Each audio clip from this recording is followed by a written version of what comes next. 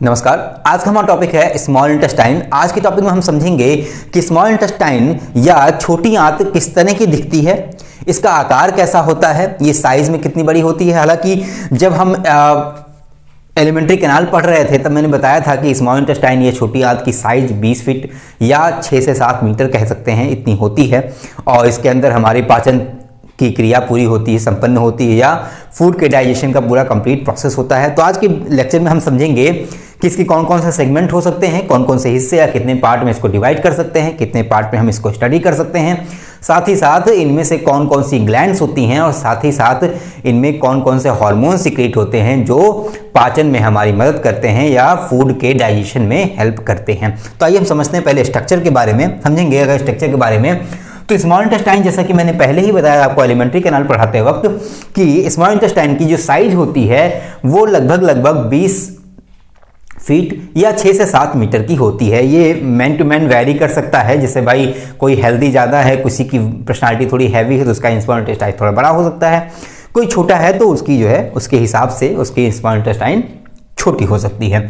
तो अगर हम बात करें कि स्मॉल इंटेस्टाइन की लेंथ कहां से कहां तक नापी जाती है तो मैं बता दूं कि स्टमक जहां पे खत्म होता है, ठीक है, स्टमक जहां पे खत्म होता है उस पार्ट से लेके बड़ी आंत जहां पे शुरू होती है वहां तक की लंबाई जो होती है या वहां तक का जो हिस्सा होता है उसको छोटी आंत या स्मॉल इंटेस्टाइन कहते हैं। एग्जैक्टली यही 20 से 22 फीट की होती है या 6 से 7 मीटर की होती है। अब देखिए समझते हैं, ये जो पार्ट है बेसिकली यहाँ जो आपको दिख रहा है ये है स्टमक का वो हिस्सा जहां पे आके स्टमक लगता है। या अगर आपने स्टमक का स्ट्रक्चर देखा होगा पिछले लेक्चर में तो आपने देखा होगा कि मैंने उसमें थोड़ा सा ड्यूडनम के बारे में भी बताया था।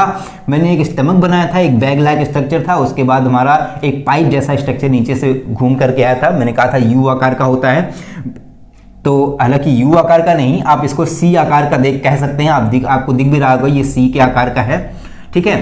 तो ये जो आपको दिख रहा है, ये जो राउंड सा दिख रहा है, ये एक्चुअली में आपको मैंने पढ़ाया था कि स्टमक में 3 पार्ट होते हैं। 3 पार्ट में स्टमक को डिवाइड किया जा सकता है। एक कार्डियक पार्ट होता है, एक फंडस होता है, एक पाइलोरिक रीजन होता है। 3 रीजन होते हैं उसमें। तो जो पाइलोरिक रीजन होता है वो लास्ट होता है और वही आकर के जहां पे पाइलोरिक रीजन खत्म होता है वहीं से स्टार्ट होती है हमारी छोटी आंत या स्मॉल इंटेस्टाइन। तो जहां पे ये जो पॉइंट आपको दिख रहा है यहां पे पाइलोरिक रीजन खत्म हो रहा है और यहीं से स्टार्ट हो रही छोटी आंत। अब हम बात करेंगे कि इसको कितने भाग में बांटा जा सकता है। इसको बेसिकली 3 भागों में बांटा जा सकता है।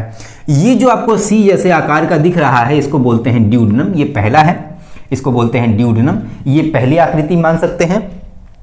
उसके बाद का जो बड़ा सा आपको सेगमेंट दिख रहा है ये बड़े हिस्से में, ये जो बड़े फोल्ड्स दिख रहे हैं, इसी तरह इसीलिए आपको मैंने एलिमेंट्री कैनाल में ही पढ़ा है कि किस तरह से वो अच्छे से इकट्ठा होती है ताकि वो पूरी इतनी बड़ी लेंथ है भाई लंबी रहेगी तो आपकी हाइट बहुत लंबी हो जाएगी।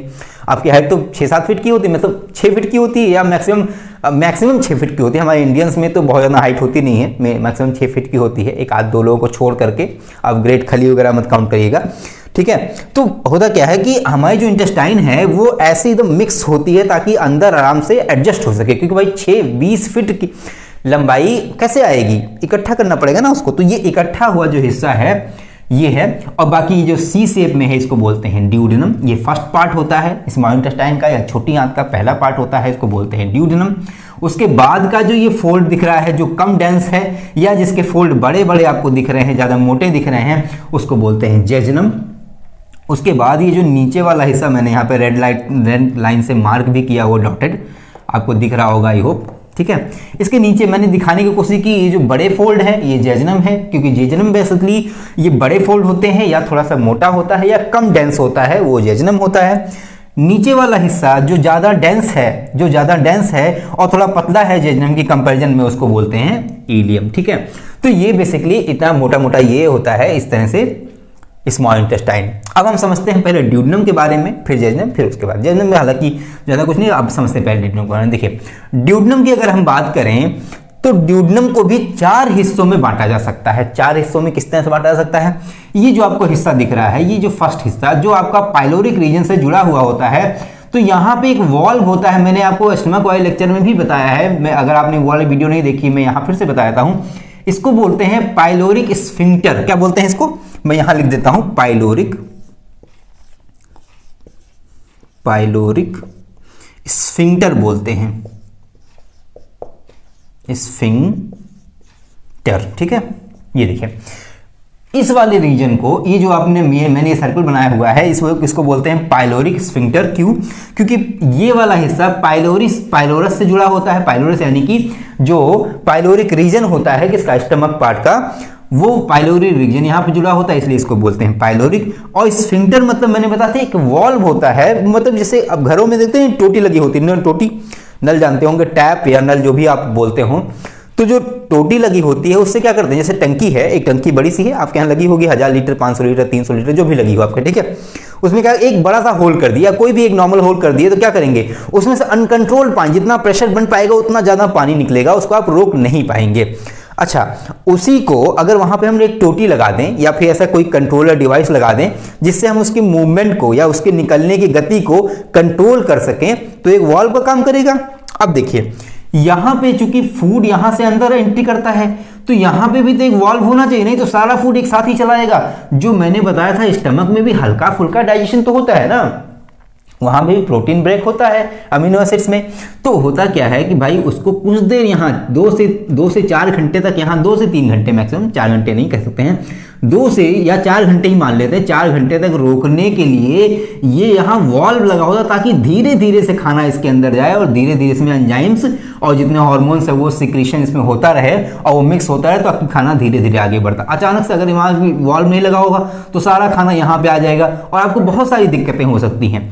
तो ये एक तरह से ये वॉल्व का काम करता है, या एक तरह से घर में जैसे टोटी होती है, टोटी की तरह काम करता है, उसको बोलते हैं स्फिंक्टर। में आपको पहले ही बता चुका, आज भी बता रहा हूँ कि जो वॉल्व लगा होता है, जो कंट्रोल करने के लिए एक वॉल्व लगा होता है ताकि उसके मूवमेंट को कंट्रोल किया जा सके, उसको बोलते हैं स्फिंक्टर।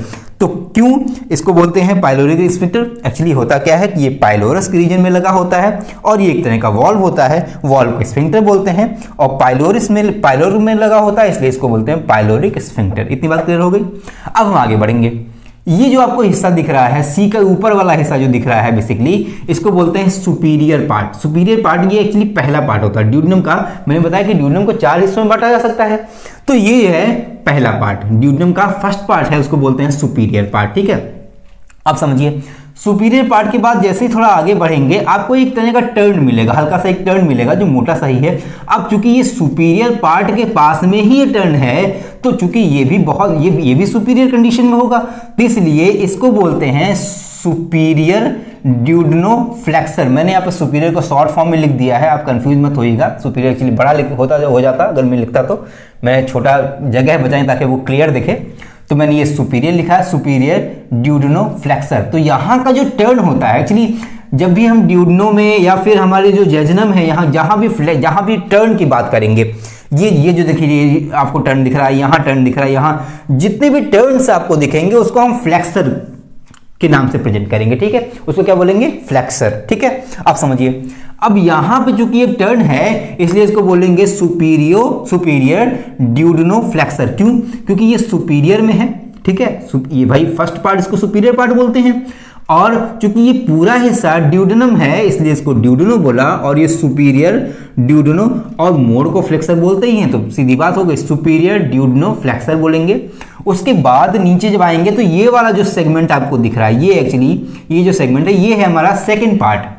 ड्यूडेनम को 4 हिस्सों में बांटा, फर्स्ट पार्ट ये हो गया सुपीरियर वाला, उसके बाद का जो उसके पास का जो टर्न है उसको बोलेंगे क्या, सुपीरियर ड्यूडेनोफ्लेक्सर। उसके बाद जब नीचे बढ़ेंगे तो ये किधर, ये नीचे की तरफ आ रहा है ना, नीचे की तरफ आ रहा है। अब चूंकि नीचे की तरफ आ रहा है, मैंने आपको पहले ही बताया है नीचे आने की जो इंग्लिश होती है वो होती है डिसेंडिंग। क्या होती है, डिसेंडिंग। अब चूंकि ये डिसेंडिंग ऑर्डर है इसलिए इसको बोल देंगे descending part, and this is the second part of the duodenum. या मैं ये कह लूं कि ये है डिसेंडिंग पार्ट या फिर अवरोही क्रम, या जो नीचे की तरफ आ रहा है वो क्रम का है ये, और ये ड्यूडेनल का पार्ट है इसलिए इसको बोलेंगे डिसेंडिंग पार्ट। तो ये होता है सेकेंड पार्ट। ठीक है, अब देखिए यहाँ पे तो सुपीरियर, यहाँ पे एक टर्न आया, सुपीरियर ड्यूडेनोफ्लेक्सर बोला, इसके बाद हमारा डिसेंडिंग पार्ट आया। उसके बाद जैसे ही ये वाला पार्ट यहाँ देखिए टर्न फिर हो रहा है, अब लेकिन ये वाला सुपीरियर था, क्यों? क्योंकि ये मोटा था थोड़ा सा। सुपीरियर इसलिए क्योंकि ये फर्स्टली प्रेजेंट हो रहा है, पहले आ रहा है, इसलिए इसको सुपीरियर बोला। तो जो सेकंड नंबर पे आता है या जिसको तवज्जो कम दी जाती है या जो थोड़ा पतला होता है, जो पहले की कंपैरिजन में थोड़ा सा कम सुपीरियर होता है, उसको बोलते हैं इंफीरियर। क्या बोलते हैं? इंफीरियर। तो यहां का जो टर्न है उसका नाम क्या रखेंगे हम? इंफीरियर ड्यूडेनोफ्लेक्सर। क्या नाम रखेंगे? इंफीरियर ड्यूडेनोफ्लेक्सर। क्यों? फर्स्टली जो था वो सुपीरियर हो गया, तो नीचे वाला जाहिर सी बात है इंफीरियर होगा, तो इंफीरियर ड्यूडेनोफ्लेक्सर। ये देखिए, ये नाम इसलिए रखे जाते ताकि हर एक पार्ट को अच्छे से स्टडी किया जा सके। मैं आपको इसलिए बताऊं ताकि आपको समझ में आ सके। तो ये क्या हो गया? सुपीरियर था, ये सुपीरियर ड्यूडेनोफ्लेक्सर हो गया, ये डिसेंडिंग पार्ट हो गया। ये चूंकि छोटा है, कम है, इसके कंपैरिजन में ये नीचे की कंडीशन है, इसलिए इसको बोलेंगे इंफीरियर। मैंने यहां भी शॉर्ट फॉर्म यूज किया है, इंफीरियर ड्यूडेनोफ्लेक्सर। इसको क्या बोलेंगे? इंफीरियर ड्यूडेनोफ्लेक्सर। अब देखिए, उसके बाद ये आपको थोड़ा सा स्ट्रेट दिख रहा होगा, ठीक है, ये स्ट्रेट दिख रहा है आपको। अब ये जो स्ट्रेट दिख रहा है, जो कि स्ट्रेट के लिए हम साइंस में यूज करते हैं हॉरिजॉन्टल, या मैथमेटिक्स में भी आपने पढ़ा होगा हॉरिजॉन्टल, ठीक ना। तो ये हॉरिजॉन्टल लाइन की तरह शो कर रहा है, यहां से ये खिसक रहा है, ये सीधा है, ठीक है, ये स्ट्रेट जा रहा है। तो स्ट्रेट के वजह से इसको बोलेंगे हॉरिजॉन्टल पार्ट। ये वाला सुपीरियर पार्ट, ये डिसेंडिंग पार्ट, और ये वाला जो कि स्ट्रेट है, इसलिए इसको बोलेंगे हॉरिजॉन्टल पार्ट। और इसीलिए ये है थर्ड पोर्शन किसका? ड्यूडेनम का थर्ड पोर्शन को क्या बोलेंगे? Horizontal part. में यहां पी लिख देता हूं, पार्ट, ठीक है, पार्ट। अब देखिए, उसके बाद आप जब थोड़ा सा आगे बढ़ेंगे, आप देखेंगे यहां पे थोड़ी चढ़ान है, मतलब ऊपर की तरफ बढ़ रहा है। यहां नीचे उतर रहा था, फिर यहां स्ट्रेट हुआ, फिर यहां पे ऊपर बढ़ा, ऊपर ऐसे बढ़ेगा। तो ऊपर जब बढ़ेगा तो उसको हमने बताया आपको कि होता है डिसेंडिंग ऑर्डर, मतलब घटता हुआ क्रम या नीचे उतरता हुआ क्रम, और चढ़ते हुए क्रम को क्या बोलते हैं? असेंडिंग बोलते हैं। तो इसको मैं डिसेंडिंग बोला था क्योंकि नीचे की तरफ आ रहा था फूड या काइम। मैंने आपको बताया ना कि बोलस ओरल कैविटी में होता है, उसके बाद स्टमक में आकर के वो क्या बन जाता है? वो काइम बन जाता है। तो भाई यहां तो काइम ही मूवमेंट करेगा ना, फूड को क्या बोलेंगे? काइम बोलेंगे, आपको मैं पहले बता चुका हूं, ठीक है। अब देखिए, जब काइम मूवमेंट करेगा नीचे की तरफ, तो यहां हो गया क्या? Descending order. यहां पे सीधा मूव कर रहा है, इसलिए यहां पे हॉरिजॉन्टल ऑर्डर हो गया। अब यहां पे चूंकि ऊपर की तरफ जाएगा, इसलिए इसको बोलेंगे असेंडिंग पार्ट। क्यों? क्योंकि ये थोड़ा सा ऊपर, थोड़ा उठा हुआ सा पार्ट है, इसको बोलेंगे असेंडिंग पार्ट। यही होता है fourth part of the duodenum. तो हमने देख लिया कि ड्यूडेनम के 4 पार्ट हैं, एक है सुपीरियर पार्ट, एक है डिसेंडिंग पार्ट, एक है हॉरिजॉन्टल पार्ट, एंड एक है असेंडिंग पार्ट। अब इसके टर्न्स को देख लेते हैं। जो फर्स्ट टर्न है उसको बोलेंगे सुपीरियर ड्यूडेनोफ्लेक्सर। सेकेंड टर्न है जो यहां पे, उसको बोलेंगे इंफीरियर ड्यूडेनोफ्लेक्सर। उसके बाद हॉरिजॉन्टल के बाद यहां पे असेंडिंग ऑर्डर आएगा, और फिर यहां पे एक टर्न बन रहा है, समझिएगा, यहां पे एक टर्न बन रहा है।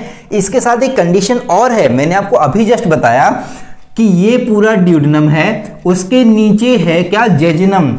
तो ये असेंडिंग के बाद जो टर्न हो रहा है, यहां से हमारा जेजुनम स्टार्ट हो जा रहा है। क्या स्टार्ट हो जा रहा है? जेजुनम स्टार्ट हो जा रहा है। बेसिकली अगर हम बात करें तो जेजुनम जो है आपका, यहां से नहीं, मैं आपको बताता हूं, जस्ट अ मिनट। ये जेजुनम हमारा यहां से स्टार्ट हो रहा है, ठीक है, यहां से। अब देखिए, यहां तक हमारा आया ड्यूडेनम, जो है असेंडिंग ऑर्डर। असेंडिंग ऑर्डर जैसे ही नीचे की तरफ टर्न लेगा, जैसे ही नीचे की तरफ टर्न लेगा, यहां पे क्या कनेक्ट हो जाएगा? जेजुनम कनेक्ट हो जाएगा। क्या कनेक्ट हो जाएगा?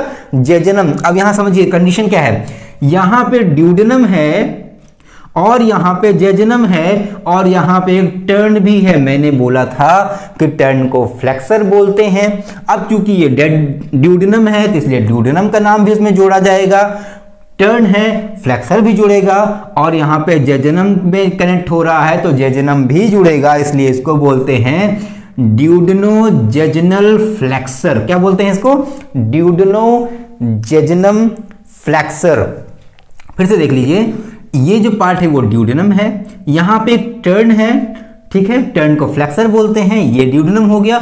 और ये जेजुनम है, चूंकि ये जेजुनम का पार्ट है, जो बड़े फोल्ड्स हैं, मोटा होता है, वो होता है जेजुनम। मैंने आपको एलिमेंट्री कैनाल में भी पढ़ाया था कि जेजुनम की साइज थोड़ी ज़्यादा होती है या उसका डायमीटर थोड़ा ज़्यादा होता है, 2 से 3 सेंटीमीटर का डायमीटर होता है उसका।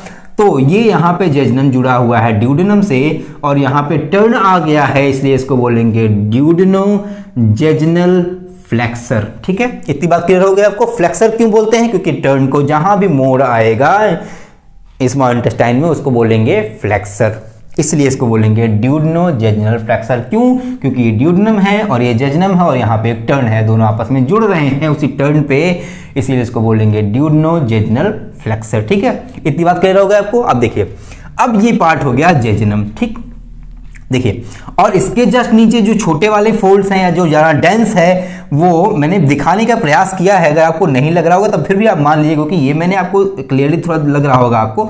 अब भाई देखिए, बुक से मिलाने की जरूरत नहीं, मैंने हाथ से बनाया है, कोशिश की है कि मैंने इसको और इसको दोनों में डिफरेंस क्रिएट कर सकूं। अगर नहीं लग रहा होगा तो प्लीज़ आप इसको थोड़ा इग्नोर कीजिएगा। ठीक है, तो ये है हीलियम पार्ट, जो ज्यादा डेंस होता है वो होता है हीलियम पार्ट, जो कम डेंस होता है वो होता है जेजनम पार्ट। जो हीलियम होता है वो 3/5 होता है किसका? एलिमेंट्री कैनाल का, सॉरी एलिमेंट्री नहीं, स्मॉल इंटेस्टाइन का। एक मिनट, मैं 5 को सही से लिख दूं। ठीक है, और जो जेजनम होता है वो 2/5 होता है किसका? स्मॉल इंटेस्टाइन का। इतनी बात क्लियर कर लीजिए, यानी कि ये हिस्सा थोड़ा कम होता है, ये हिस्सा थोड़ा ज्यादा होता है। अगर हम इसको डिवाइड करेंगे तो आप खुद निकाल लीजिएगा। ठीक है ना, 2/5 होता है जेजनम स्मॉल इंटेस्टाइन का, और हीलियम जो होता है 3/5 होता है स्मॉल इंटेस्टाइन का। ठीक है, और ये जो होता है ड्यूडेनम, इसकी अगर लेंथ की हम बात करें तो इसकी लेंथ बेसिकली होती है ड्यूडेनम की, वो होती है 25 to 27, सॉरी मैं थोड़ा सही से लिख दूं, मैं थोड़ा सा दूर से लिखना तो दिक्कत हो रही है।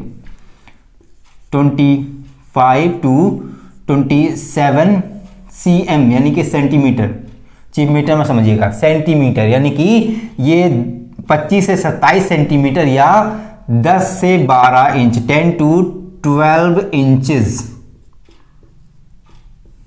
ठीक है, 10 to 12 इंच या कह सकते हैं, या तो हम कह सकते हैं 25 से 27 सेंटीमीटर किसकी? ड्यूडेनम की साइज होती है। किसकी साइज होती है?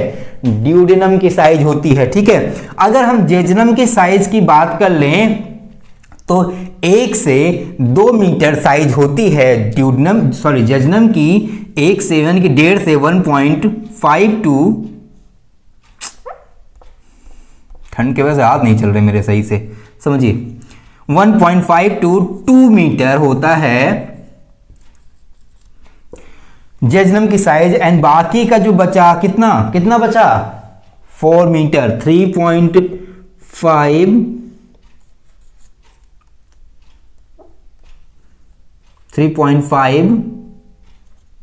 to 4 मीटर होता है। किसकी लेंथ होती है? हीलियम की होती है। तो हीलियम की थोड़ी ज्यादा होती है, जेजनम की थोड़ी कम होती है, और ड्यूडेनम की सबसे कम होती है 25 to 27 सेंटीमीटर और 10 to 12 इंच, यानी कि 1 फीट से ज्यादा की नहीं होती। ये सिर्फ सी साइज का होता है, सी शेप का होता है।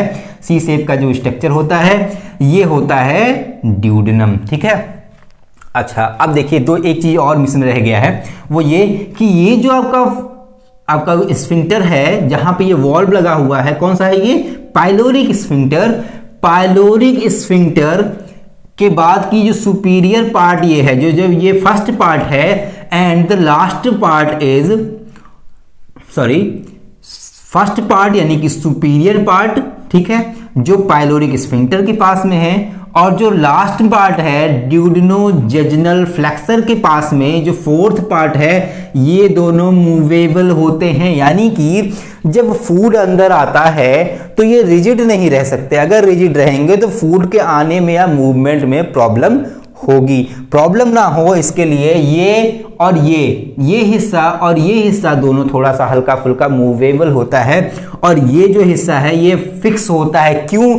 क्योंकि यहाँ पे कई सारी ग्लैंड्स लगी होती हैं, जिसमें मेनली कौन सा है? गॉल ब्लैडर लगा होता है और पैंक्रियाज लगा होता है। ये जो हिस्सा है ऐसा गड्ढे जैसा इसलिए होता है क्योंकि यहीं पे लीफ लाइक स्ट्रक्चर होता है।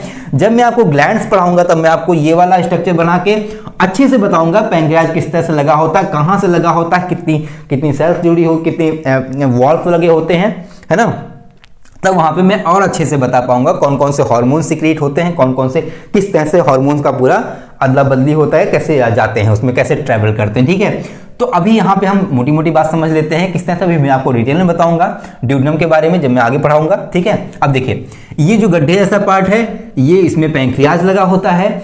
अगर ये हिस्सा अगर मूव करने लगेगा तो पैंक्रियाज की पोजीशन भी चेंज होने लगेगी, इससे हार्मोन के सिक्रीशन में प्रॉब्लम होगी। इसलिए ये जो हिस्सा है ये कभी भी मूव नहीं करता, ये रिजिड पार्ट होता है। ये ऊपर का पार्ट जो पाइलोरिक स्फिंक्टर से लगा होता है या सुपीरियर पार्ट होता है, और ये जो लास्ट पार्ट यानी कि असेंडिंग पार्ट है या जो ड्यूडेनोजेजुनम फ्लेक्सर के पास में है, ये दोनों पार्ट क्या है, मूवेबल होते हैं। ठीक, इतनी बात क्लियर हो गई।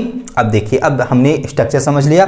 अच्छा ये देखिए, एक ही और मैं समझ रहा था कि ये आपने समझा ड्यूडेनम, यहाँ के पार्ट को क्या कहते हैं, ड्यूडेनोजेजुनल फ्लेक्सर बोलते हैं। अच्छा, जेजुनम और इलियम जहां पे जुड़ते हैं वो हिस्सा क्योंकि ज्यादा शो नहीं होता, मतलब वो पता ही नहीं चल पाता कि किस तरह से जेजुनम जो है कहां पे, सॉरी वो पता ही नहीं चल पाता वो जगह जहां पे जेजुनम इलियम में से जुड़ जाता है या जेजुनम इलियम में कहां बदल जाता है, ये बात बहुत अच्छे से क्लियर नहीं हो पाती है। इसलिए जो जेजुनम और इलियम के बीच का जो जॉइंट है वो इतना ध्यान, मतलब उसको हम ज़्यादा अच्छे से आइडेंटिफाई नहीं कर सकते हैं कि किस जगह पे इलियम जेजुनम से जुड़ता है, ठीक है।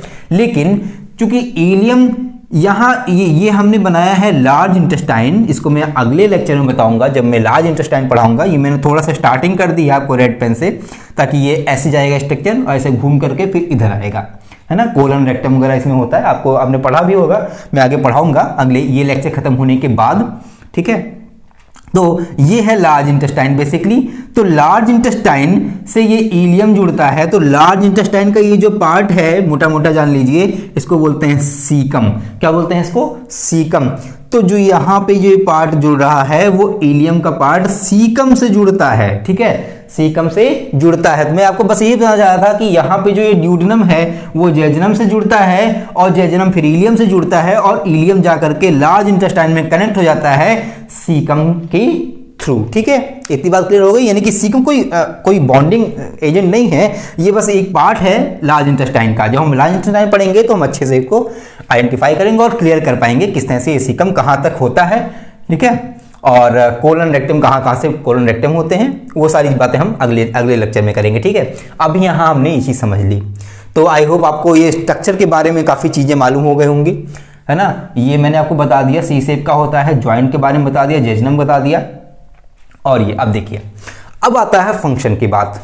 अब फंक्शन क्या होता है, हमने स्ट्रक्चर समझ लिया, ये इलियम है, वो जेजुनम है, वो ड्यूडेनम है। अब फंक्शन की बात, अगर हम बात करें ड्यूडेनम की, तो ड्यूडेनम का मेन फंक्शन होता है डाइजेशन, डाइजेशन ऑफ फूड या डाइजेशन ऑफ काइम।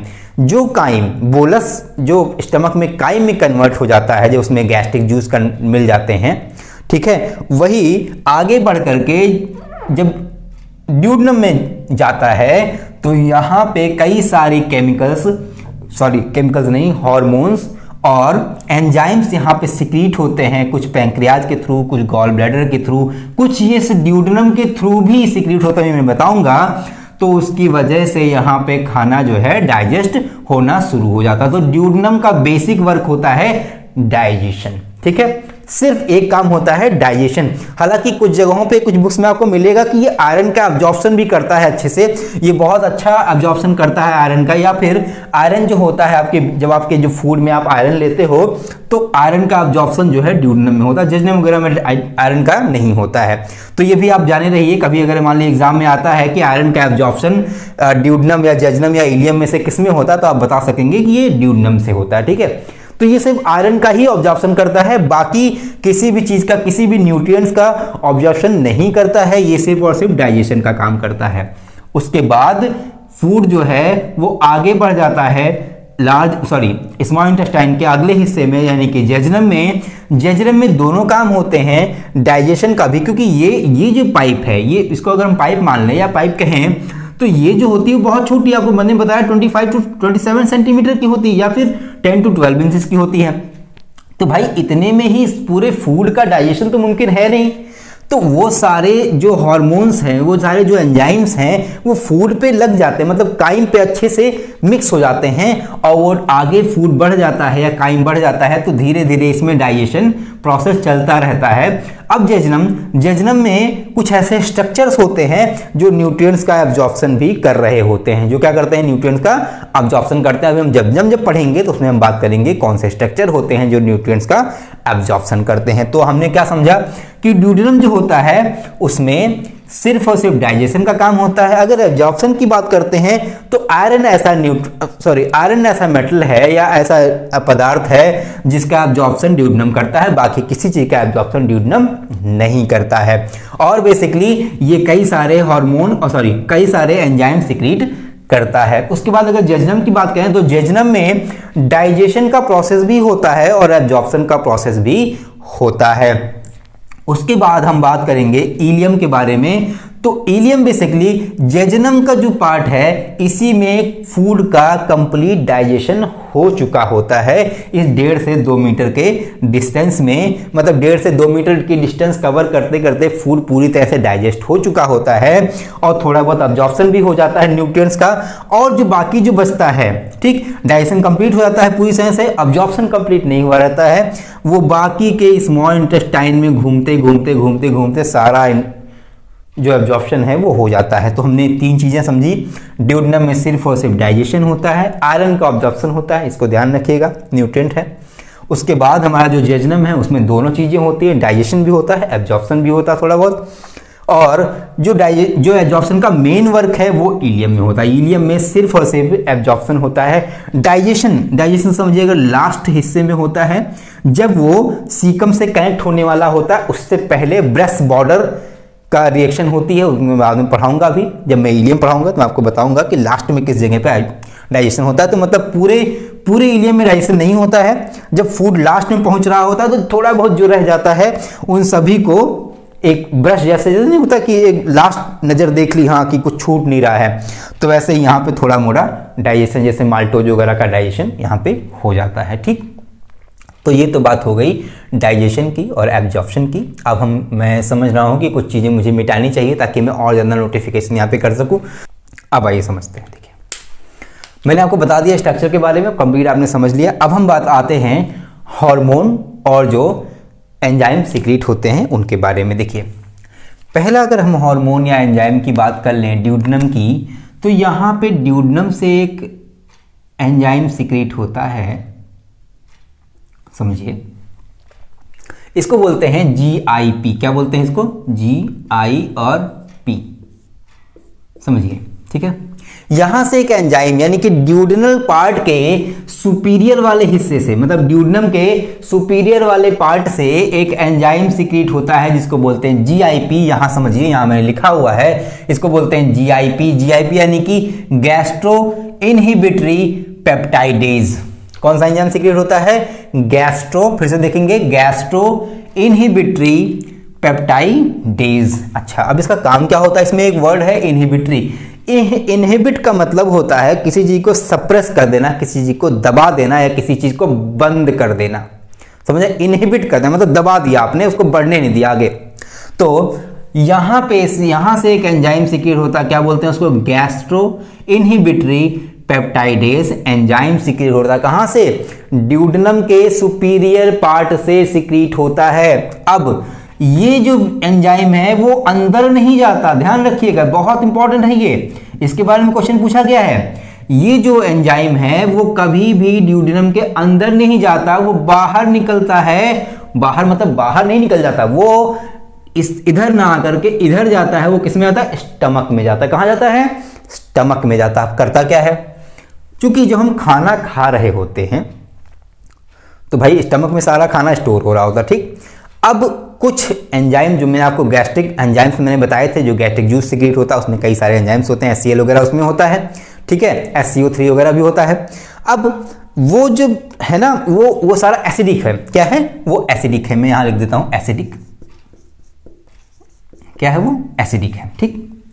अब वो एसिड जो है वो सारा खाने पे लिपट जाता है, मतलब अच्छे से मिक्स हो जाता है खाना उसी एसिडिक पार्ट में, क्योंकि वो वाटर सिक्रेशन होता है, वो पानी की तरह, वो जो फंडस पार्ट होता है ना स्टमक का ऊपर वाला जो पार्ट होता है, उसमें से गैस्ट्रिक जूस सिक्रीट होते हैं, जिसमें HCl वगैरह कई सारे मैंने एंजाइम बताए थे आपको, वो सिक्रीट होते हैं और वो पूरे खाने पे मिल जाते हैं, जिसकी वजह से वो खाना क्या बन जाता है, जो बोलस होता है वो क्या बन जाता है, काइम बन जाता है।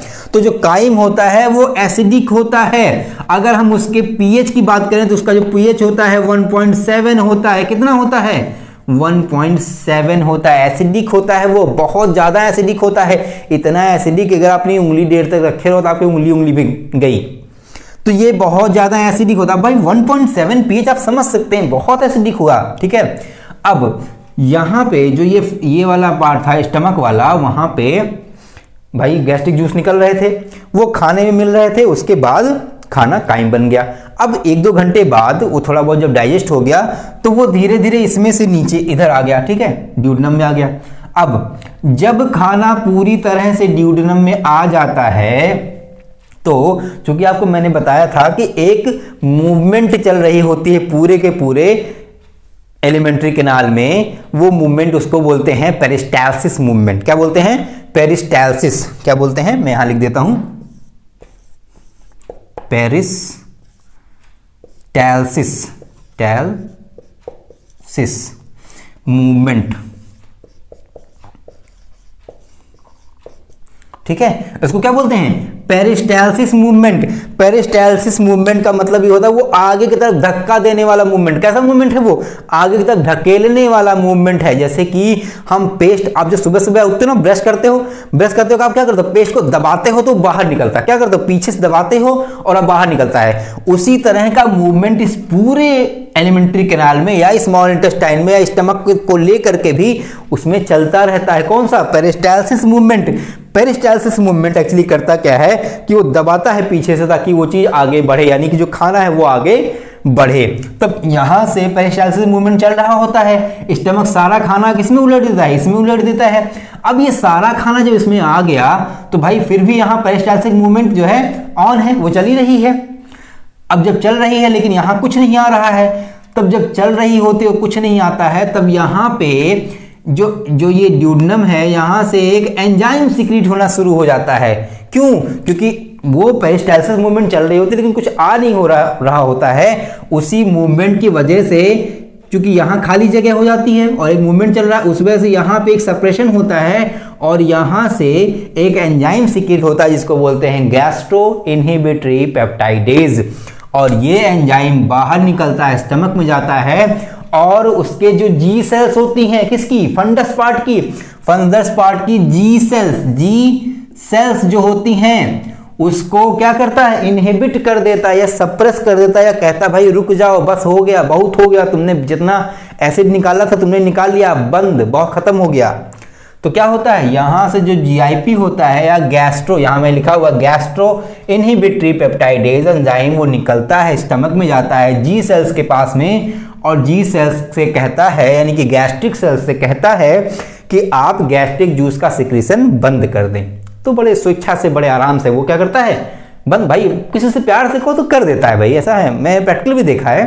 कुछ लोग थोड़ा जिद्दी होता तो भाई उसको उसके अलग तरीके का समझावन निकालना पड़ता है ना, आप समझते होंगे, तो ऐसे भी कुछ इंतजाम करने पड़े, लेकिन ये बड़ा सीधा होता है। ठीक है, जी सेल जो है बड़ा सिंसियर टाइप का होता है, तो ये आराम से जाके कहता है भैया जीआईपी यानी कि गैस्ट्रो इनहिबिटरी पेप्टाइडेज, ये जाता है और कहता है कि भाई बंद कर दो, वो बंद कर देता है। ठीक, अच्छा, अगर मान लीजिए कि जीआईपी जो है या गैस्ट्रो इनहिबिटरी पेप्टाइड, मैं बार बार नहीं बोलूंगा, मैं जीआईपी से बोलता हूं, ठीक है, अगर जीआईपी नहीं निकलता है या कम निकलता है और ये जी सेल को नहीं सप्रेस कर पाता या इनहिबिट नहीं कर पाता, उसी कंडीशन में आपके पेट में जलन होने लगती है।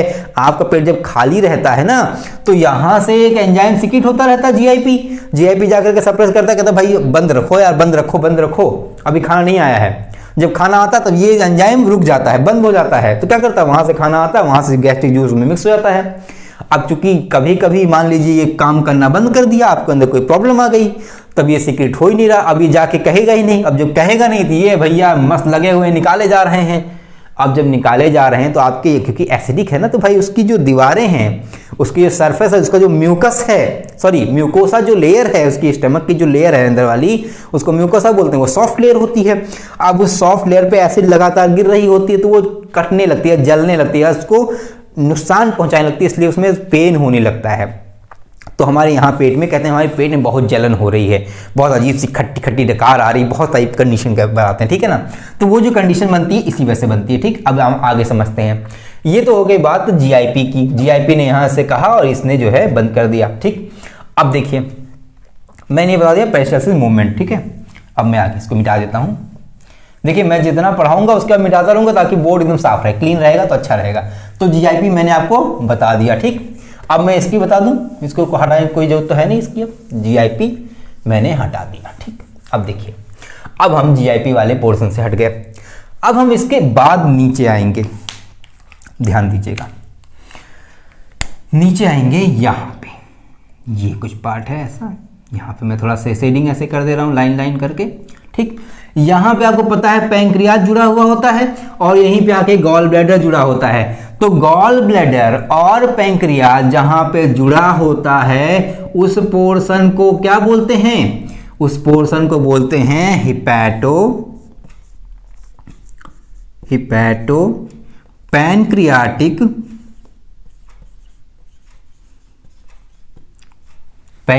स्फिंक्टर। क्या बोलते हैं? स्फिंक्टर। मैं बार बार नहीं बताऊंगा स्फिंक्टर का मतलब क्या होता है। स्फिंक्टर का मतलब क्या होता है? वॉल्व। यहां पे एक वॉल्व लगा होता है। क्या लगा होता है? वॉल्व लगा होता है जो कंट्रोल करता है हार्मोन्स को। किसको? हार्मोन्स को। वहां पे ये इसको बोलते हैं हिपैटो पैंक्रियाटिक स्फिंक्टर। यहीं पे आकर के हमारा जो पैंक्रियाज है, जो लीफ लाइक स्ट्रक्चर में अगले 1-2 लेक्चर के बाद जब ये खत्म हो जाएगा, लार्ज इंटेस्टाइन जब खत्म हो जाएगा तब मैं ग्लैंड्स पढ़ाऊंगा, तो वहां मैं पढ़ाऊंगा अच्छे से, आपको पूरा कंप्लीट पैंक्रियाज पढ़ाऊंगा। तो हाँ मैं बताऊंगा किस तरह से जुड़ा होता है, कौन कौन से हार्मोन सिक्रीट करता है और किस तरह से सिक्रीट करता है, ठीक है। तो अभी यहाँ समझिए, तो यहाँ पे जुड़ा होता है, जिस वॉल्व के थ्रू जुड़ा होता है, जिस वॉल्व के थ्रू अंदर इसके जो पैंक्रियाटिक जूस आता है उसको बोलते हैं हिपैटो पैंक्रियाटिक स्फिंक्टर। क्या बोलते हैं? हिपैटो पैंक्रियाटिक स्फिंक्टर बोलते हैं, ठीक है। अब देखिए हिपैटो पैंक्रियाटिक स्फिंक्टर बोलते हैं। अच्छा, अब ये जो हिपैटो पैंक्रियाटिक स्फिंक्टर है, साथ ही साथ यहां पे गॉल ब्लैडर भी आता है। क्या आता है? गॉल ब्लैडर भी आता है। समझिए, यहां पे गॉल ब्लैडर भी जुड़ा रहता है और यहीं पे पैंक्रियाज भी जुड़ा रहता है, दोनों ही जुड़े रहते हैं। लेकिन चूंकि पैंक्रियाज को कैसे पता कि खाना आ गया है, हमको पैंक्रियाटिक जूस सिक्रीट करना है, गॉल ब्लैडर को क्या पता कि भाई बाइल जूस सिक्रीट करने की जरूरत पड़ गई है अब, ठीक। तो इन लोग को तो पता ही, इनको पता ही नहीं चलता क्या हो रहा है। तो यहां पे होता है, कौन सी सेल्स होती है? यहां पे होती हैं एंडोक्राइन सेल्स होती हैं। क्या होती हैं? एंट्रो। मैं यहां कहां लिख दूं? यहां लिख देता हूं, चलिए यहां देखता हूं। मैं कैपिटल लिखूं, समझिएगा। एंटेरो क्या लिख रहा हूं यार, मैं स्पेलिंग गलत कर रहा हूं, just a minute. Endocrine cells होती हैं। क्या होती हैं?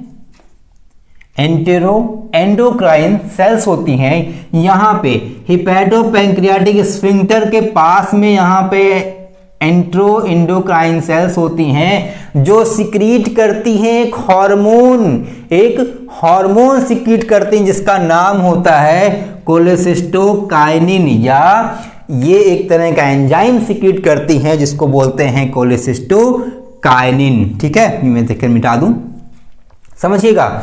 यहां पे कौन सा सेल होती, कहां पे कौन सी सेल होती है? एंडोक्राइन सेल्स होती हैं यहां पे। कहां पे? इसी ड्यूडेनम के पीछे वाली, यानी कि अगर इसको हम इंटीरियर पार्ट मान लें तो ये पोस्टीरियर होगा। जो पोस्टीरियर पार्ट है, जो पोस्टीरियर लेयर है, वहां पे कुछ सेल्स पाई जाती हैं जिसको बोलते हैं एंडोक्राइन सेल्स, और ये सिक्रीट क्या करती हैं? कोलेसिस्टोकाइनिन सिक्रीट करती हैं। क्या सिक्रीट करती हैं? कोलेसिस्टोकाइनिन। कब सिक्रीट करती हैं? जब स्टमक से काइम एंटर करता है अंदर। जब स्टमक से काइम अंदर एंटर करता है तब कोलेसिस्टोकाइनिन का काम शुरू हो जाता। तो यहां से कोलेसिस्टोकाइनिन सिक्रीट होना शुरू हो जाता है, ठीक है। अब देखिए कोलेसिस्टोकाइनिन का काम क्या होता है। इससे कई सारे काम हैं, कई सारे काम, जैसे कि देखिए यहां पे फूड तब एंटर होना शुरू होता है जब आप खाना खाना बंद कर देते हैं। समझिए, या जब आपका पेट फुल हो जाता है, मतलब यहाँ पे पहुँचते पहुँचते आपका पेट क्या होता है, फुल हो जाता है। तो इसके बेसिक कई सारे काम हैं, समझिएगा बहुत ध्यान से, बहुत इंपॉर्टेंट है ये। कोलेसिस्टोकाइनिन का वर्क बहुत इंपॉर्टेंट, क्योंकि क्वेश्चन बहुत ज्यादा इस पे आते हैं, बहुत घुमा के पूछता है, ठीक है, समझिए। कोलेसिस्टोकाइनिन का पहला वर्क या पहला काम इसका क्या होता है, या पहली ड्यूटी इसकी क्या होती है, ये पैंक्रियाज के पास जाता है और पैंक्रियाज से कहता है कि भैया ऐसा है कि फूड तो आ गया, क्या आ गया, काइम तो अंदर आ गया, है ना।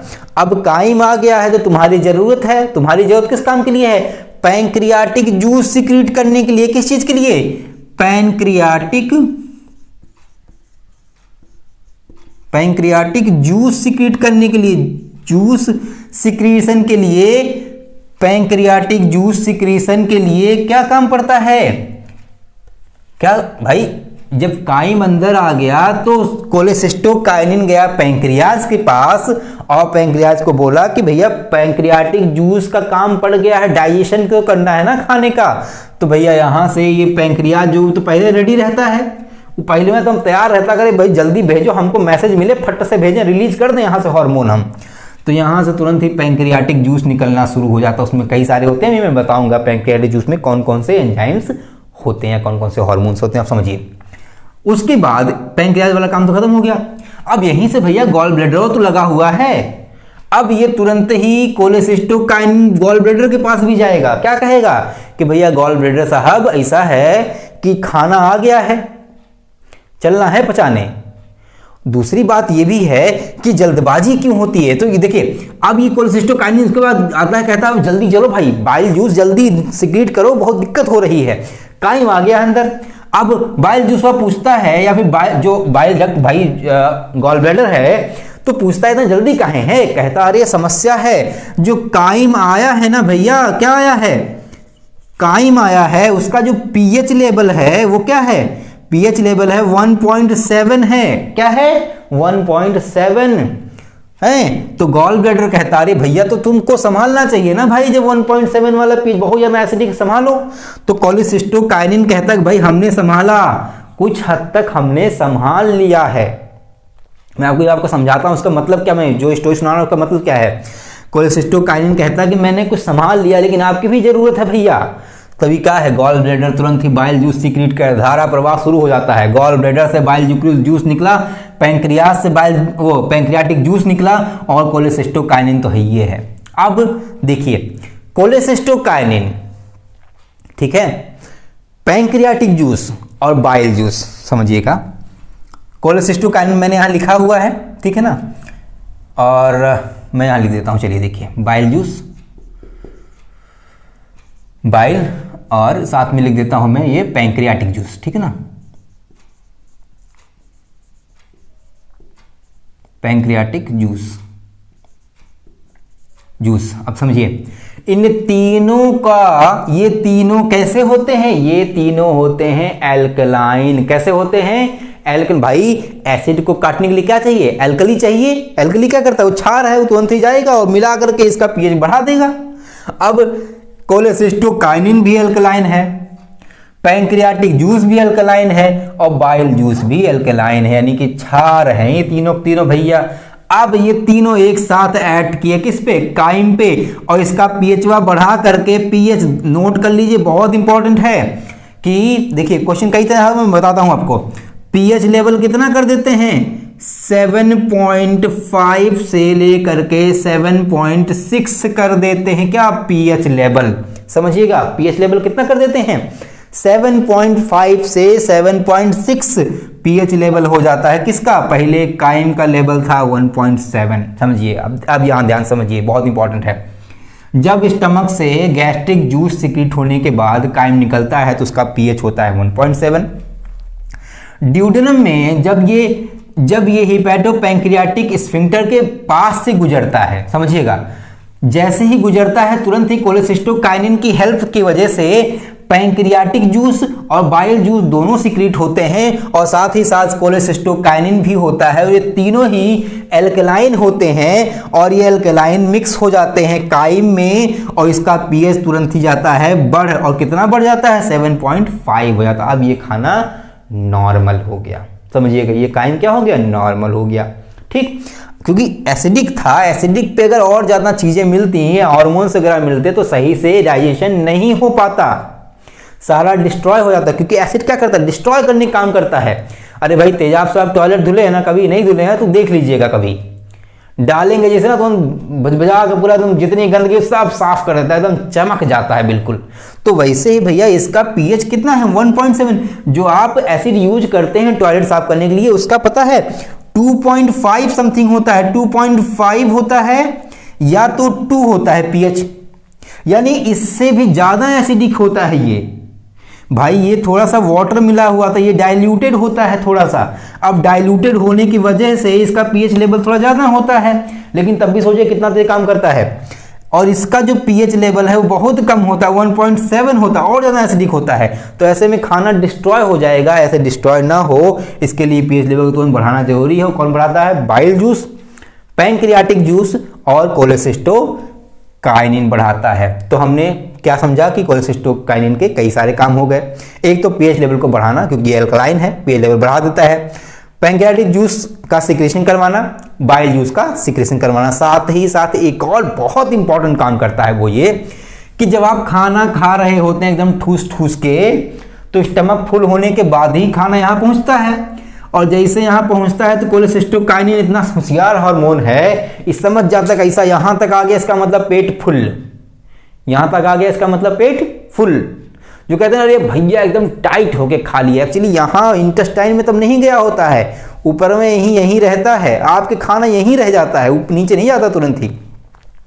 कोलेसिस्टोकाइनिन तुरंत ही मैसेज देता है ब्रेन को कि भूख जो है वो खत्म हो चुकी है। यानी कि अगर हम कोलेसिस्टोकाइनिन के बारे में बात करें, मैं इसको मिटा दूं, कोलेसिस्टोकाइनिन के बारे में बात करें तो ये क्या है, ये है हंगर सप्रेसेंट। क्या है, हंगर सप्रेसेंट है ये, ठीक है ना।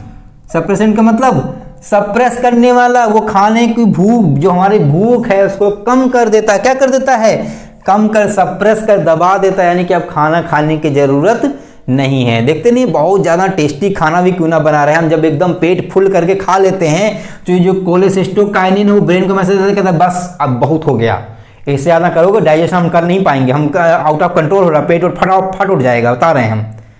तो पेट वाट ना फटे इसके लिए कोलेसिस्टोकाइनिन तुरंत ही ब्रेन को मैसेज देता है, ब्रेन कहता है भैया बस करो, बहुत हो गया, पानी पी लो, हाथ धो लो, काम खत्म करो अब।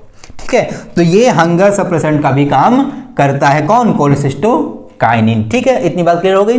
यानी कि बाइल जूस का सिक्रेशन करवा दिया, हंगर सप्रेसेंट का भी काम कर दिया, पैंक्रियाटिक जूस का भी काम करवा दिया, पीएच लेवल भी बढ़वा दिया, किसका, काइन का। इतना काम करवा दिया भैया, आप समझिए। अब इसको मैं पूरा मिटा दूं, मैं हाथ से मिटा दे रहा हूं, ज़्यादा टाइम लगेगा नहीं तो फिर। ठीक है, पैंक्रियाटिक जूस वगैरह काम तो हो गया भैया, समझिए।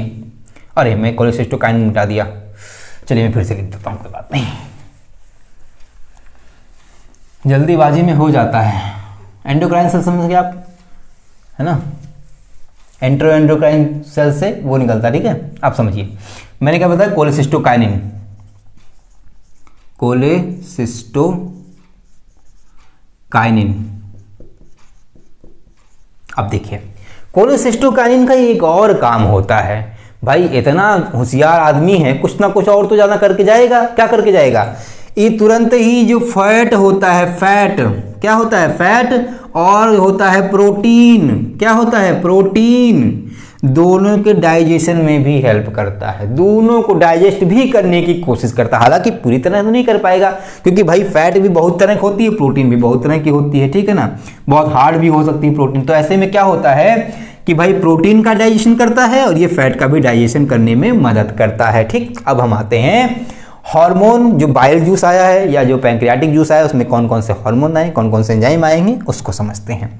पहले मैं एक चार्ट बना देता हूं, मतलब पहले मैं एक बार लिख दूं ताकि चीज़ें छूटे नहीं। मैं एक्चुअली देखिए बताने में कुछ नहीं है, अगर कोई चीज़ छूट जाएगी तो समस्या हो जाती है, इसलिए मैं पहले लिख दे रहा हूं, उसके बाद फिर हम समझते चलेंगे। ठीक है, चलिए मैं 1 मिनट लूँगा यहाँ पे।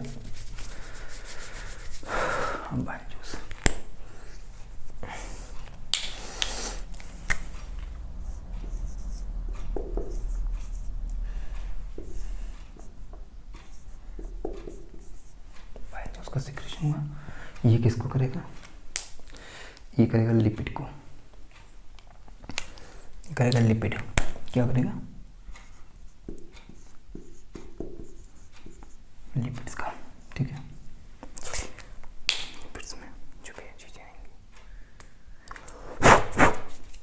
अच्छा उसके बाद आएगा पैंक्रियाटिक जूस, फिर आएगा पैंक्रियाटिक जूस।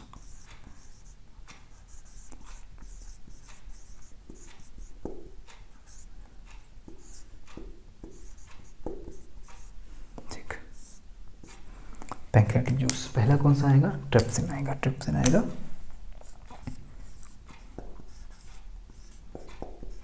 ट्रिप्सिन आएगा, फिर लाइपेज आएगा,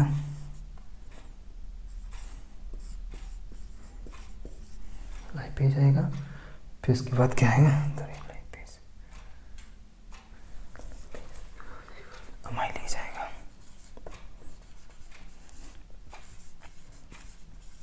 ठीक है, समझिए ये किसका किसका करेगा? ट्रिप्सिन डाइजेशन ऑफ प्रोटीन, ये करेगा प्रोटीन का, प्रोटीन का करेगा ये। लाइपेज जो होता है वो करेगा triglyceride fats and oils and some viruses. अच्छा देखिए तो है ट्राइग्लिसराइड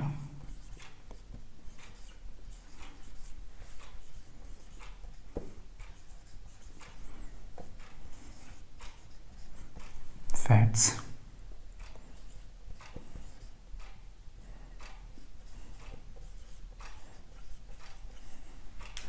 वायरसेस। उसके बाद फिर ये आएगा स्टार्च का, ठीक है, स्टार्च का।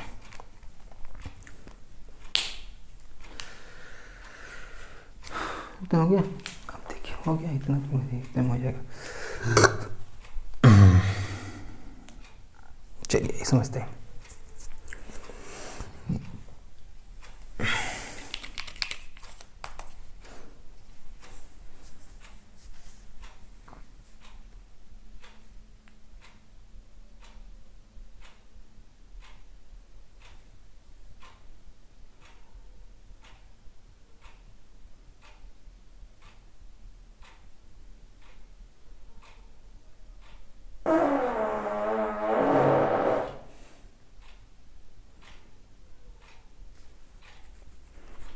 गया, ठीक है।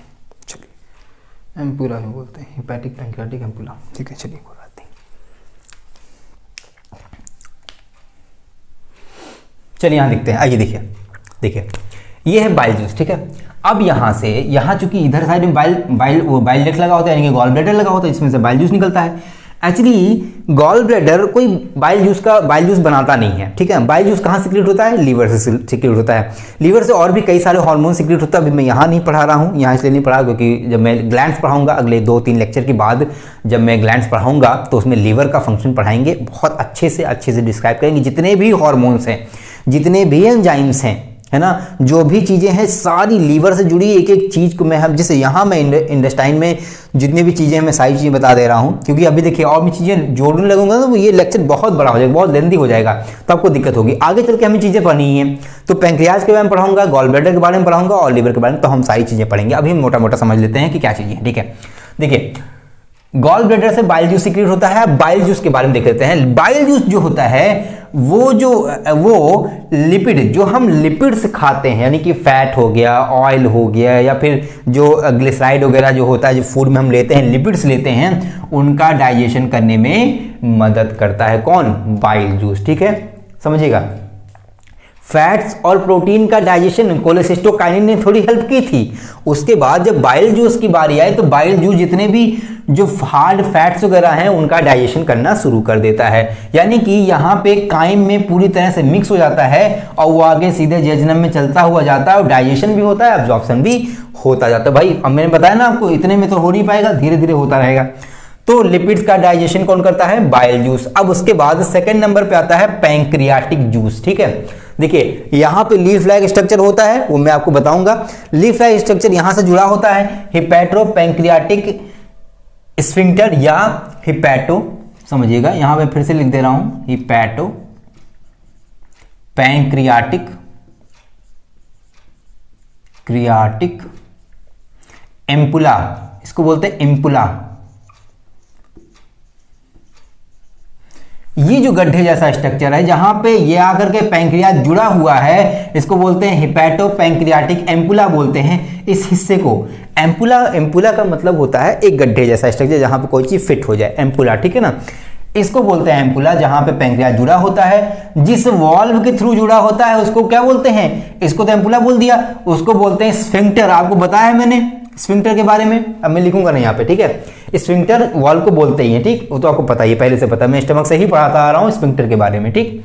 तो यहाँ पे एम्पुला, ये एम्पुला वाला स्ट्रक्चर होता है, यानी कि हिपैटो पैंक्रियाटिक एम्पुला होता है, उसमें एक स्फिंक्टर लगा होता है, यहाँ से पैंक्रियाटिक जूस सीक्रेट होता है अंदर ड्यूडेनम के अंदर। आप समझते हैं पैंक्रियाटिक जूस में क्या क्या चीजें पाई जाती हैं। उसमें बेसिकली 3 चीजें पाई जाती हैं, 1, 2 और ये 3।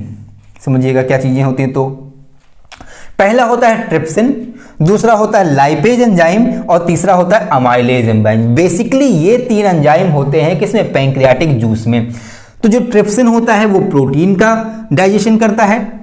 ट्रिप्सिन किसका डाइजेशन करता है, प्रोटीन का डाइजेशन करता है। लाइपेज जो होता है वो ट्राइग्लिसराइड, फैट और ऑयल्स और जितने वायरसेस आते हैं, ध्यान रखिएगा, ये जो ट्राइग्लिसराइड है, फैट है, ऑयल है, ये सब किस में आते हैं, ये सब लिपिड्स में आते हैं। किस में आते हैं, लिपिड्स में आते हैं। ये सब देखिए लिपिड का, क्योंकि देखिए लिपिड क्या है ना, वो कई सारी चीजों का मिक्सचर होता है लिपिड, ठीक है। इसमें मैंने बता दिया ट्राइग्लिसराइड हो गया, फैट हो गया, ऑयल हो गया, और जो कई तरह के फैट्स वगैरह होते हैं, जो अनहाइजीनिक फैट भी होते हैं, वो भी इसी में आते हैं, ठीक है, लिपिड्स के हिस्से होते हैं। अब बाइल जूस ने इसका, क्योंकि हार्ड होता है इसलिए बाइल जूस भी इस पे एक्ट करेगा, लाइपेज भी एक्ट करेगा, तब जाकर के इसका डाइजेशन पॉसिबल हो पाएगा। जो ट्राइग्लिसराइड है, मैंने स्टमक में पढ़ाया था कि ट्राइग्लिसराइड किसमें कन्वर्ट हो जाता है, मोनो में और डाई में, यानी कि मोनोग्लिसराइड और डाइग्लिसराइड में कन्वर्ट हो जाता है, फैट्स वगैरह को तोड़ देता है, ठीक है ना। अब आगे देखेंगे, ये देखिए ट्रिप्सिन जो होता है वो प्रोटीन को डाइजेस्ट करता है और क्या बनाता है, अमीनो एसिड बनाता है,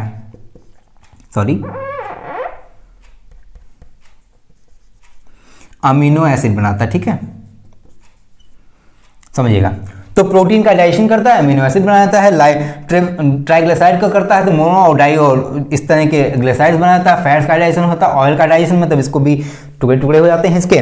और साथ ही साथ जो अनवांटेड वायरसेस, वैसे भी वायरस तो वैसे भी अनवांटेड होते हैं, हमारे अंदर कुछ बैक्टीरियाज रहते हैं ना, जो इम्यूनिटी हमारी बिल्डअप करते हैं, ठीक, वो अलग बात होती है, लेकिन वायरसेस हमारे अंदर नहीं पाए जाते। वायरसेस जो भी अंदर आएंगे अगर इस लाइपेज के बस में होगा, वैसे कोरोना वायरस आ गया, कोरोना वायरस पे लाइपेज असर ही नहीं कर पा रहा बेचारा, मजबूर है, क्या करे। तो लाइपेज एंजाइम के जितना बस में हो पाएगा उतना वायरस पे अटैक करेगा और इसको किल कर देगा। तो इसका मतलब ये हो गया कि वायरसेस को भी डाइजेस्ट यानी चबा जाने के लिए तैयार रहता है कौन, लाइपेज एंजाइम। अगर कोई आता है कि लाइपेज एंजाइम के वर्ग में वायरसेस भी आ सकते हैं, ध्यान रखिएगा, ये डाइजेशन इसका भी कर सकता है, ठीक है। अब आता है एमाइलेज। एमाइलेज एंजाइम जो होता है स्पेशली स्टार्च के लिए होता है। स्टार्च में क्या क्या आता है, जैसे हम आलू खा लेते हैं, पोटैटोज होते हैं, राइस होता है, इसमें भी स्टार्च यानी कि जो हार्ड शुगर है, हार्ड शुगर यानी कॉम्प्लेक्स शुगर जो होती है वो स्टार्च का फॉर्म होता है। अब इसको ग्लूकोज में कन्वर्ट करेगा, किसमें करता है, ग्लूकोज में। इसको किसमें करता है, ग्लूकोज में कर देता है, स्टार्च को कन्वर्ट करता है ग्लूकोज में। ग्लूकोज सेल्स के अंदर जाता है, वहां पे माइटोकॉन्ड्रिया जो होती है वो एटीपी का निर्माण कर देती है और इसके बाद एटीपी निकल जाता है भैया, एडेनोसिन ट्राइफॉस्फेट। यही होता है एनर्जी का फॉर्म, आपको पता ही है ना, थोड़ा बहुत पढ़ा होगा, मैं आके आपको पढ़ाऊंगा आगे, ठीक है। तो जो स्टार्च होता है उसको ग्लूकोज में कन्वर्ट करने का काम कौन करता है, एमाइलेज एंजाइम करता है, ठीक है। अब यहां तक मैंने कई सारे एंजाइम बता दिए, एक बार फिर से रिवाइज करें तो देखिए, कोलेसिस्टोकाइनिन एंजाइम जो होता है वो फैट का और प्रोटीन का डाइजेशन करता है, ठीक। बाइल जूस जो आता है वो लिपिड्स का डाइजेशन करता है, जिसमें कई तरह के लिपिड्स होते हैं, ट्राइग्लिसराइड, फैट वगैरह, जितने भी बड़े हार्ड टाइप के लिपिड्स हो सकते हैं वो सारे डाइजेशन करता है। फिर आता है पैंक्रियाटिक जूस का काम आ जाता है। पैंक्रियाटिक जूस में 3 तरह के एंजाइम्स होते हैं, एक होता है ट्रिप्सिन, एक होता है लाइपेज एंजाइम और एक होता है एमाइलेज एंजाइम, ठीक है। जो ट्रिप्सिन होता है वो प्रोटीन का डाइजेशन करता है, अमीनो एसिड वगैरह बना देता है। और उसके बाद लाइपेज एंजाइम जो होता है ट्राइग्लिसराइड को ब्रेक करके, एक सेकेंड,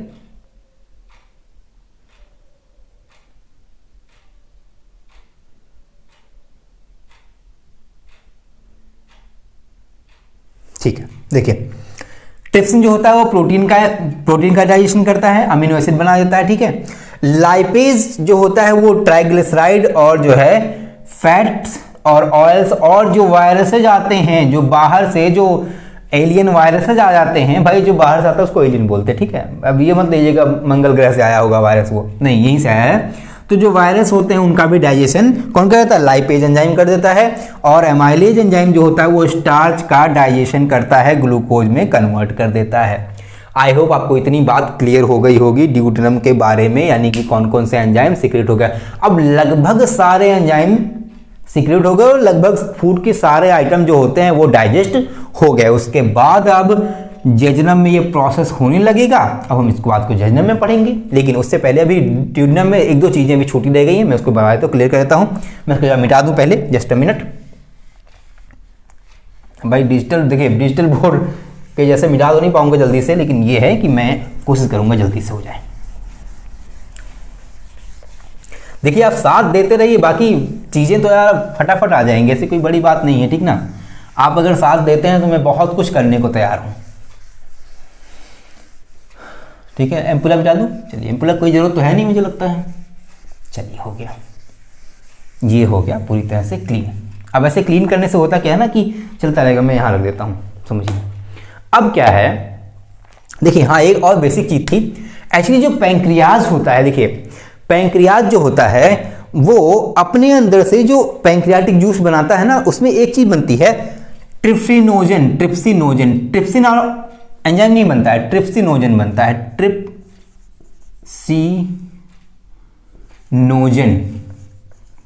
ठीक है, समझिए।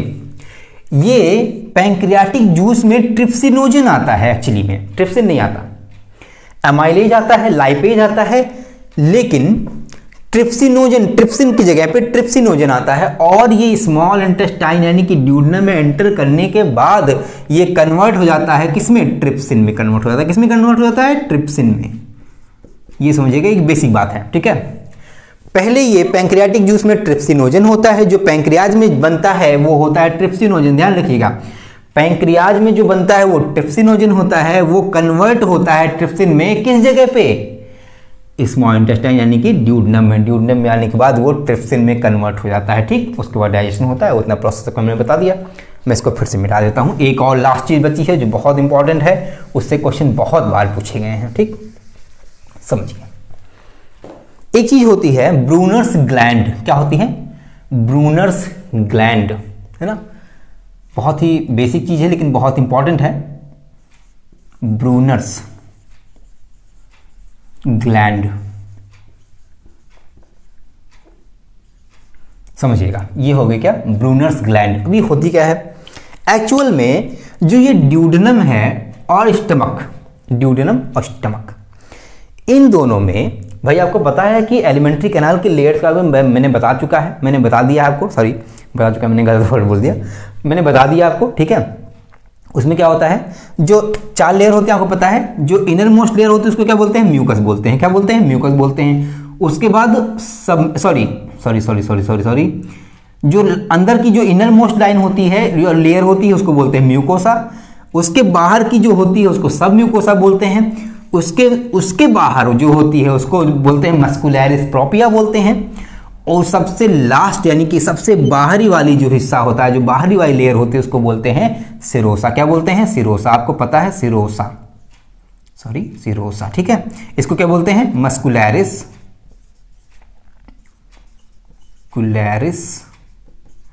प्रोपिया बोलते हैं। ये मैं थोड़ा सा ही लिख दूं। और इसको बोलते हैं सब म्यूकोसा। देखो मैं रोज रोज बताता हूँ, अब इसके बाद देखेंगे फिर, अब जैसे वो होगी जैसे नीड होगी, सब म्यूकोसा। मुझे लगता है आप लोग को, सॉरी कैपिटल लेटर में हो गया, सब म्यूकोसा, ठीक है। और लास्ट वाली होती है म्यूकोसा, ठीक। ये हो गई, ये होती है 4 लाइंस, ठीक। इसके अंदर विलाई बने होते हैं, आपको पता है, विली या विलाई जो भी आप कहना चाहें। प्रोनाउंसिएशन का क्या है यार, देखिए जिसमें आपको समझ में आ जाए। कुछ भाषाएं तो ऐसी होती हैं जिसमें लैंग्वेज की जरूरत नहीं पड़ती, बोलने की, मुंह खोलने की। भाई मैंने इशारे में बहुत सी बातें कर लेते हैं, आप लोग ये भी होंगे भाई, इशारे में बहुत कुछ कह लेते हैं, है ना। तो वो भी भाषा ही होती है, तो ज़्यादा प्रोनाउंसिएशन में ज़्यादा वो नहीं करना चाहिए कि हाँ मैंने क्या बोला क्या नहीं बोला, ठीक है। विली या विलाई जो भी आप बोलना चाहें, और अंदर की जो लेयर, इनर मोस्ट जो लेयर होती है उसको बोलते हैं ल्यूमेन, ठीक है। इतना आपको मैंने बताया है। अब देखिए ये जो म्यूकोसा है ना, म्यूकोसा, इस पार्ट में समझिएगा, जो ड्यूडेनम है या स्टमक है, ठीक, जहां से भी एंजाइम्स या हार्मोन्स सिक्रीट होते हैं वो सारे ग्लैंड से सिक्रीट होते हैं। देखिए जितने भी हार्मोन्स या एंजाइम सिक्रीट होते हैं वो उसके लिए ग्लैंड होती है, मतलब एक घड़ा टाइप का स्ट्रक्चर होता है, ठीक ना। मैं आपको ग्लैंड में पढ़ाऊंगा, समझिए। तो ग्लैंड से सिक्रीट होते हैं, वो सारी की सारी ग्लैंड्स इसी म्यूकोसा वाली लाइन अब लगे होते हैं। मैं इसको दूसरे कलर से कर दूं, रेड कलर से कर दूं, चलिए, ताकि आपको क्लियर रहे। देखिए इसी पे म्यूकोसा वाली लाइन पे ही ये सारे ग्लैंड होते हैं। किस पे होते हैं? म्यूकोसा पे होते हैं। किस पे होते हैं? जितनी भी ग्लैंड्स ड्यूडेनम में और स्टमक में पाई जाएंगी, जो भी हार्मोन सिक्रीट करती हैं, वो सारे के सारी म्यूकोसा पे प्रेजेंट होती हैं। किसे प्रेजेंट होती हैं? म्यूकोसा पे प्रेजेंट होती हैं, ठीक। इतनी बात आपको क्लियर हो गई। आपसे कभी भूलिएगा नहीं इस बात को, एकदम ध्यान रखिए, इसको नोट कर लीजिए। जितनी भी ग्लैंड्स होती हैं, चाहे वो ड्यूडेनम की हो, चाहे वो स्टमक की हो, या कहीं के भी हो, वो सारी ग्लैंड्स इनर मोस्ट लेयर पे होती हैं, जिसको बोलते हैं म्यूकोसा। ओके, ठीक है। अब देखिए म्यूकोसा में प्रेजेंट होती हैं। उसके बाद एक सॉरी भटक जाता हूं कभी कभी, ठीक है। सुनिए, जितनी भी ग्लैंड्स हैं वो सारी म्यूकोसा पे होती हैं, ठीक। लेकिन जो ये ब्रूनर्स ग्लैंड मैंने बताया, कौन सी बताइए? ब्रूनर्स ग्लैंड जो होती है, पहले तो इसके बाद जान लीजिए कि जो ये ब्रूनर्स ग्लैंड है वो ड्यूडेनम में पाई जाती है। जेजुनम या इलियम में तो बिल्कुल नहीं पाई जाएगी। उसके पीछे में रीजन क्या है बताऊंगा अभी, ठीक। समझिए, जो ब्रूनर्स ग्लैंड है वो ड्यूडेनम में पाई जाएगी, कुछ हद तक स्टमक में के लेयर में भी पाई जाती है थोड़ी बहुत, ठीक है। लेकिन मोस्टली किसमें पाई जाती है? ड्यूडेनम में पाई जाती है। ओके, ये जो ब्रूनर्स ग्लैंड है ये म्यूकोसा पे ना प्रेजेंट होके, म्यूकोसा पे नहीं प्रेजेंट होती, किसे प्रेजेंट होती है? सब म्यूकोसा पे प्रेजेंट होती है। किसे प्रेजेंट होती है? सब म्यूकोसा, यानी कि सारी ग्लैंड म्यूकोसा पे प्रेजेंट हो रही थी, मतलब कि सारी ग्लैंड्स म्यूकोसा पे प्रेजेंट थी, सारी ग्लैंड म्यूकोसा पे ही हैं, सिवाय ब्रूनर्स ग्लैंड के, जो कि इस लेयर पे होती है। और यहां से एक लाइन गई होती है, यानी कि एक पोर गया होता है जो बाहर निकलता है, यहाँ जो विलाई जो विली है ना, विली के बगल से, यानी कि जहां से एक विली दो विली के बीच से यहां से सिक्रीशन इसका होता है। ये होती है ब्रूनर्स ग्लैंड, जो किस पे होती है? सब म्यूकोसा पे। तो इस पे क्वेश्चन कैसे बनता है कि ब्रूनर्स ग्लैंड किस टाइप की ग्लैंड होती है? तो आप बताएंगे दिस इज सब म्यूकोसल ग्लैंड। क्या होती है? सब म्यूकोसल ग्लैंड। बाकी सारी जो ग्लैंड्स होती हैं वो म्यूकोसल ग्लैंड होती है। क्यों? वो सारी म्यूकोसा पे पाई जाती हैं, लेकिन जो ब्रूनर्स ग्लैंड है वो किसे पाई जाती है? सब म्यूकोसा पे, ठीक। इतनी बात क्लियर हो गई। अब देखिए, जो ब्रूनर्स ग्लैंड है, मैं दूसरा पेन ले लूं, जो ब्रूनर्स ग्लैंड है वो सिक्रीट क्या करती है? भाई इतनी इंपॉर्टेंट तो बता दी हम, इतना एक्साइटमेंट से बता रहे हैं, आपको लग रहा होगा अरे क्या सनसनीखेज बात बता दिए। देखिए, ब्रूनर्स ग्लैंड एक्चुअल में म्यूकस सिक्रीट करती है। क्या सिक्रीट करती है? म्यूकस। आपको मैंने म्यूकस का फंक्शन बताया है पिछले लेक्चर्स में, जो लोग नहीं सुने कोई बात नहीं, मैं यहां बता देता हूं। म्यूकस एक्चुअल में एक वैसलीन जैसा चिकना पदार्थ होता है, जो हमारी ड्यूडेनम और स्टमक के अंदर इनर मोस्ट लेयर पे लग जाता है, जिस वजह से ये काइम जो है वो आगे खिसक पाता है। यानी कि फूड को आगे मूव कराने के लिए म्यूकस सिक्रीट होता है। किससे? ब्रूनर्स ग्लैंड से, जो सब म्यूकोसा में प्रेजेंट होती है। यानी कि सेकेंड इनर मोस्ट लाइन जो होती है, या इनर मोस्ट लेयर जो होती है, सेकेंड इनर मोस्ट लेयर, ध्यान रखिएगा, सेकेंड इनर मोस्ट लेयर पे होती है क्या? सब म्यूकोसा पे होती है ब्रूनर्स ग्लैंड, जहां से म्यूकस सिक्रीट होता है। और जो म्यूकस होता है वो क्या होता है? वो एक तरह का ऑयली सब्सटेंस होता है, जो चिकनाहट प्रदान करता है, ताकि खाना या काइम आगे खिसक सके। जब पेरिस्टाल्सिस मूवमेंट होता है तो ऐसे में बहुत ज़रूरत होती है कि यहाँ पे मूवमेंट आराम से हो पाए, चिकनी रहे सरफेस।